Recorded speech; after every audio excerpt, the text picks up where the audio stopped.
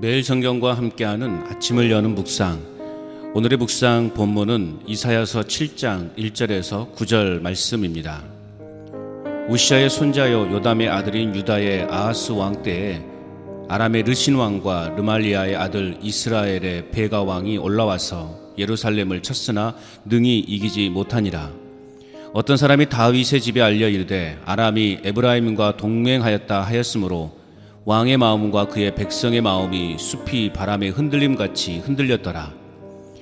그때 여호와께서 이사야에게 이르시되 너와 내 아들 스알야숲은 윗문 수도 끝 세탁자의 밭 큰 길에 나아가서 아하스를 만나 그에게 이르기를 너는 삼가며 조용하라. 르신과 아람과 르말리아의 아들이 심히 노할지라도 이들은 연기 나는 두 부죽갱이 그루터기에 불과하니 두려워하지 말며 낙심하지 말라.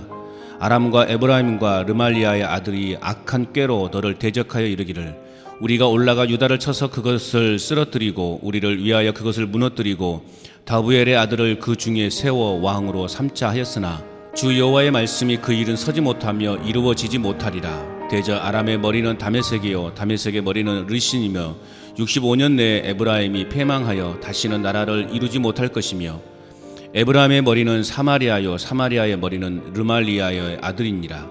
만일 너희가 굳게 믿지 아니하면 너희는 굳게 서지 못하리라 하시니라. 아멘. 오늘의 묵상 제목은 약속의 말씀 위에 굳게 서는 삶입니다. 어떤 상황에서라도 하나님의 말씀에 귀 기울이며 살아가는 삶이 최상의 삶입니다. 그렇다면 어떤 눈으로 현실의 문제를 바라보아야 합니까? 첫째는 1절에서 2절입니다. 세상의 눈, 인간적 두려움을 경험합니다. 7장에서 12장까지는 아하스 왕에 대한 이야기입니다. 아람과 북이스라엘이 서로 동맹을 맺어 아수르를 공격하려고 합니다.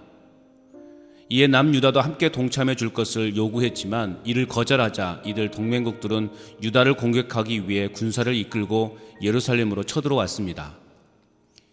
그러나 그들은 예루살렘을 무너뜨리지 못했습니다.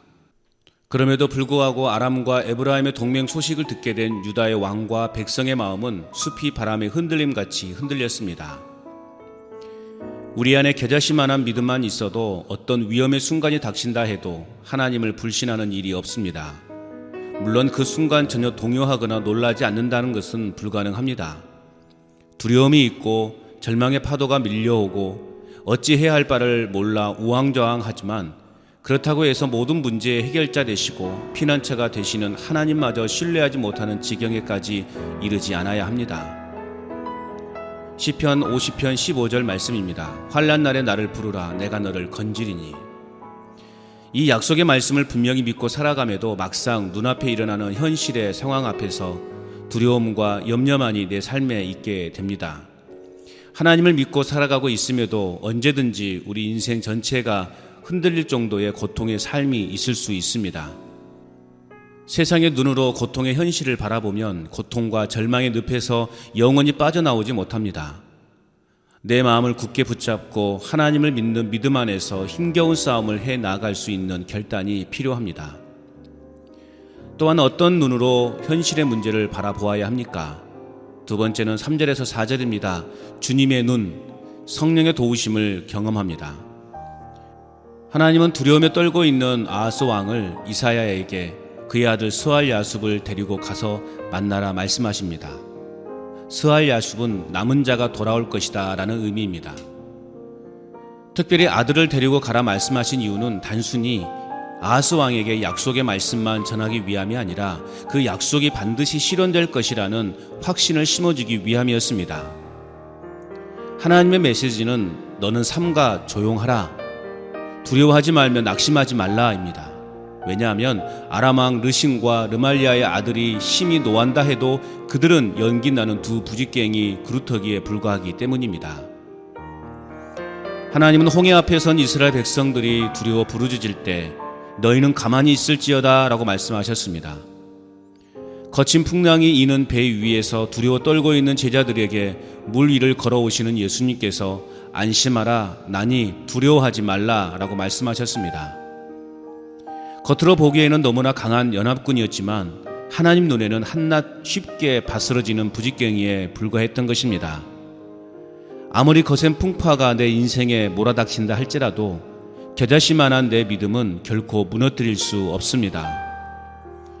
험한 세상을 주님의 눈으로 바라볼 때 성령은 친히 우리의 필요를 아시고 삶을 이겨낼 수 있는 힘과 능력을 공급하여 주십니다. 잠잠히 두려워하지 말고 하나님만을 신뢰하고 바라보는 믿음의 삶이 되어야 하겠습니다. 끝으로 어떠한 눈으로 현실의 문제를 바라보아야 합니까? 마지막 세 번째는 5절에서 9절입니다. 말씀의 눈, 믿음의 굳건함을 경험합니다. 아람과 에브라임은 유다를 쳐서 쓰러뜨려 자신들의 편으로 끌어들인 후에 다부엘의 아들을 왕으로 세우자는 악한 꾀를 세웁니다. 그러나 하나님은 그들의 계획은 성공하지 못한다, 그들 뜻대로는 되지 않는다라고 말씀하십니다. 아무리 강한 군대를 자랑하고 있다 할지라도 그들의 우두머리는 한낱 사람에 불과합니다. 그러므로 너희가 굳게 믿지 아니하면 너희는 굳게 서지 못할 것이라는 하나님의 말씀에 귀 기울여야 합니다. 아무리 힘든 고난의 삶이 계속된다 하더라도 그것이 나의 신앙까지 무너뜨릴 위기가 될 수 없습니다. 오히려 환난 중에 도우시는 하나님의 능력을 경험함으로 이전보다 더욱 확고한 믿음을 가지는 기회로 삼을 수 있어야 하겠습니다. 하나님이 승리케 하실 터이니 조금만 참고 인내하라는 말씀대로 따라가는 삶이어야 합니다. 현실의 문제 속에서 눈을 들어 하늘의 하나님을 바라보며 하나님이 약속하신 언약의 말씀을 붙잡고 나아가는 것이야말로 하나님을 믿는 내가 현실의 고난과 위협을 이겨낼 수 있는 유일한 길이며 최선의 길임을 고백합니다. 하나님을 향한 믿음과 신뢰를 바탕으로 굳게 서서 무엇보다 말씀으로 현실을 바라보는 눈을 가져 현재의 어려움을 이겨 나아가는 신실한 믿음의 삶을 살아갈 수 있어야 하겠습니다. 오늘도 하나님의 약속의 말씀을 굳게 믿고 서서 담대함으로 세상을 이기는 삶을 살아갈 뿐만 아니라 인생의 거센 비바람 앞에서도 하나님 편에서 오히려 굳게 서는 은혜를 누리며 살아갈 수 있기를. 행복의 시작 예수 그리스도 빛이 있으라.